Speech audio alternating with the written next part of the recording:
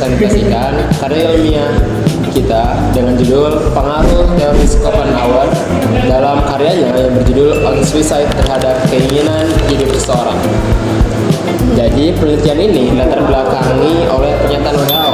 Menurut WHO, lebih dari 700.000 jiwa hilang per tahun akibat bunuh diri. Nah, salah satu Indonesia. Jadi Indonesia ini mengalami tren yang mengkhawatirkan. Dan juga ini bukan hanya soal medis tapi filosofis dan eksistensial. Salah satu tokoh yang membahas ini adalah Arthur Schopenhauer. Dia punya perspektif unik nih tentang bunuh diri. Jadi dia itu filsuf Jerman dengan pandangan pesimistis. Essay on Suicide membahas tentang paradoks filosofis tentang bunuh diri dan itu relevan untuk memahami krisis eksistensial modern. Nah, selanjutnya ada konsep kehendak menurut Schopenhauer. Jadi Schopenhauer ini membuat konsep will sebagai realitas fundamental atau kehendak. Jadi will itu kekuatan buta dan irasional yang menggerakkan alam semesta dan dorongan metafisik tanpa tujuan akhir. Dan ini menjadi siklus penderitaan. Jadi keinginan tidak terpenuhi, kemudian penderitaan. Keinginan terpenuhi sama dengan kebosanan, dan kebosanan sama dengan keinginan baru. Kehidupan sama dengan osilasi antara penderitaan dan kebosanan. Dan yang kedua ada kehendak untuk hidup atau will to life. Jadi ini adalah dorongan naluriah mempertahankan eksistensi. Dan paradoksnya adalah sumber kehidupan sekaligus sumber penderitaan. Penderitaan berarti esensi kehidupan itu sendiri. Yang ketiga, paradoks bunuh diri menurut Schopenhauer. Jadi kritiknya terhadap pandangan sosial, yaitu menolak argumen teologis dan stigma moral. Ia juga individu memiliki hak absolut atas tubuh dan kehidupannya. Nah, paradoks utamanya adalah orang yang bunuh diri itu tidak hanya menolak kehendak untuk hidup, tetapi hanya menolak kondisi spesifik kehidupannya. Jadi intinya adalah saya itu menginginkan kehidupan, tapi bukan yang seperti ini. Jadi kesimpulannya bunuh diri itu sama dengan afirmasi, bukan negasi. Oke, selanjutnya itu ada 4 komponen keinginan hidup dalam psikologi kontemporer. Yang pertama ada kognitif, yang kedua afektif, yang ketiga konatif, dan yang keempat eksistensial. Nah, apa sih itu kognitif? Kognitif itu keyakinan tentang nilai kehidupan.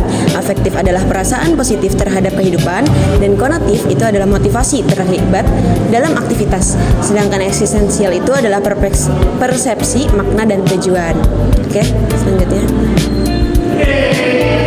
Relevansinya di dunia modern yaitu ada paradoks kemakmuran, di mana kondisi material ini meningkat, tapi depresi dan bunuh diri juga meningkat.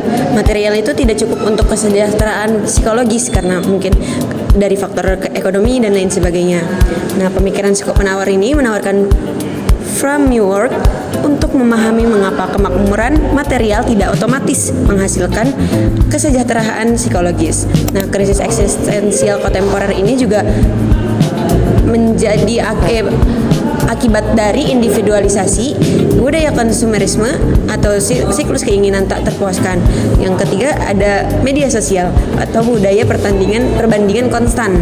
Terakhir ada kehilangan framework religius atau kekosongan eksistensial. Kemudian selanjutnya ada metode penelitian. Kami melakukan metode penelitian ini dengan cara pendekatan dengan survei terhadap responden dengan kuantitatif. Ada sebanyak 81 orang termasuk mahasiswa psikologi dan juga masyarakat umum yang umurnya 15-30 tahun. Nah, kriterianya ada 3. Yang pertama, ada sebanyak 56,8% usia 15-19 tahun. Ada 30,9% yang usianya di 20 tahun sampai 24 tahun. Yang ketiga ada 12,3% yang berusia 25 sampai 30 tahun.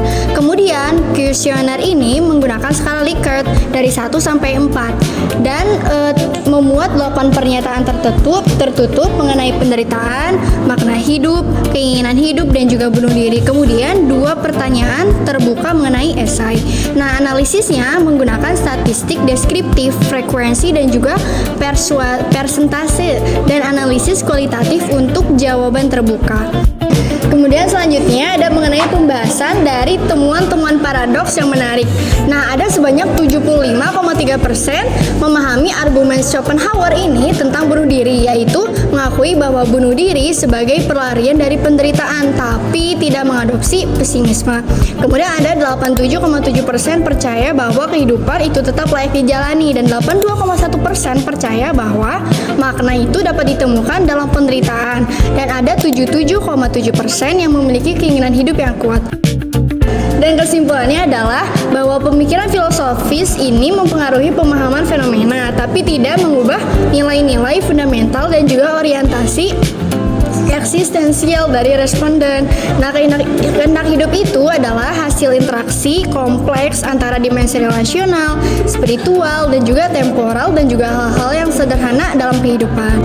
Nah, selanjutnya ada penutup.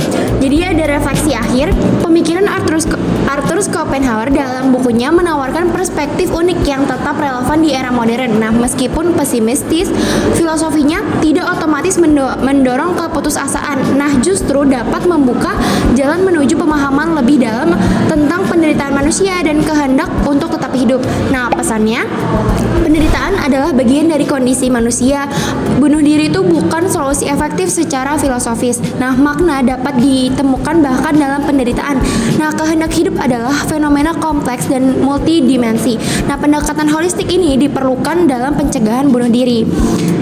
Selanjutnya ada kesimpulan. Nah, mengelola emosi dan stres bukanlah tentang menghindarinya, tetapi tentang menyadari, memahami, dan meresponnya dengan cara yang lebih sehat.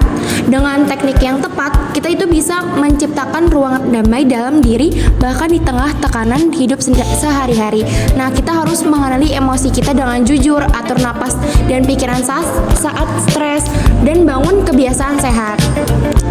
Nah, sekian dari kelompok kami. Terima kasih. Mohon maaf. Wassalamualaikum warahmatullahi wabarakatuh.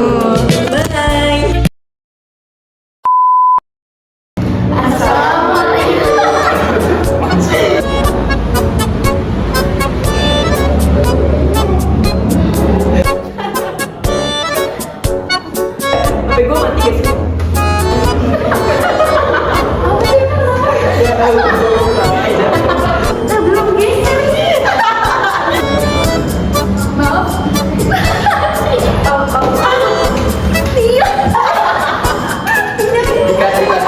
Kemudian selanjutnya